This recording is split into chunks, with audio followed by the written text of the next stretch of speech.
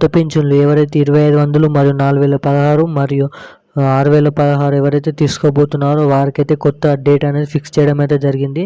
So Telangana రాష్ట్ర ప్రభుత్వంలో 2024 కాంగ్రెస్ వచ్చిన ప్రభుత్వం ద్వారానైతే పింఛన్లు అనేది పెంచడం అయితే జరిగింది. సో దీనికి సంబంధించిన అప్డేట్ అనేది ఎప్పటి నుంచి అయితే ఇస్తున్నారో డేట్ అనేది ఫిక్స్ కావడం అయితే జరిగింది. సో ఆ డేట్ అనేది ఎప్పుడైతే మొదలు పెడతారో పింఛన్లు అనేవి సంక్రాంతి కానుకగా లేదంటే ఎప్పటి నుంచి పూర్తి అప్డేట్ అనేది పూర్తి వివరాలు అనేది వీడియోలోకి అయితే మనమైతే తెలుసుకుందాము. సో దానికంటే ముందు మన ఛానల్ ఎవరైనా మొదటిసారిగా చూసినవారుంటే ఖచ్చితంగా అయితే సబ్స్క్రైబ్ చేయండి, పక్కనున్న బెల్ ఐకాన్ కూడా ఆన్లో పెట్టుకోండి. సో అప్పుడే మరిన్ని లేటెస్ట్ అప్డేట్స్ అనేది అందరికంటే ముందుగానైతే మీరైతే తెలుసుకోవడానికైతే అర్హత ఛాన్స్ అయితే ఉంటుంది. సో ఏమాత్రం లేట్ చేయకుండా పూర్తి అప్డేట్ వివరాలు అనేది వీడియోలోకి అయితే తెలుసుకుందాం.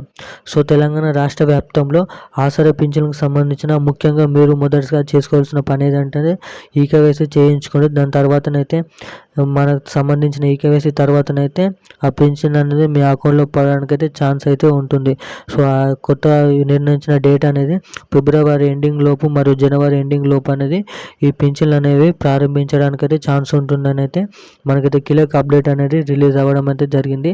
సో తెలంగాణ రాష్ట్రంలో సంబంధించిన న్యూస్ ప్రకారం మనం చూసినట్టయితే సంక్రాంతి కానుకనైతే ఇవ్వడానికైతే అర్హత చూస్తున్నారైతే తెలిసిందే. కానీ ఈ సంక్రాంతి కానుకగా ఇవ్వలేకపోతే జనవరి ఎండింగ్ లోపు మరియు ఫిబ్రవరి ఎండింగ్ లోపు అనేది ఈ కొత్త పింఛన్లు ఇవ్వడానికి అయితే ఛాన్స్ ఉంటుందని అయితే తెలంగాణ రాష్ట్ర ప్రభుత్వం సంబంధించిన నాయకులను అనేది అంచనా వేయడం అయితే జరుగుతుంది. సో ఇప్పుడున్న అప్డేట్ అయితే ఇది. మరిన్ని లేటెస్ట్ అప్డేట్స్ కోసం మన ఛానల్ అయితే సబ్స్క్రైబ్ చేయండి. Thank you guys.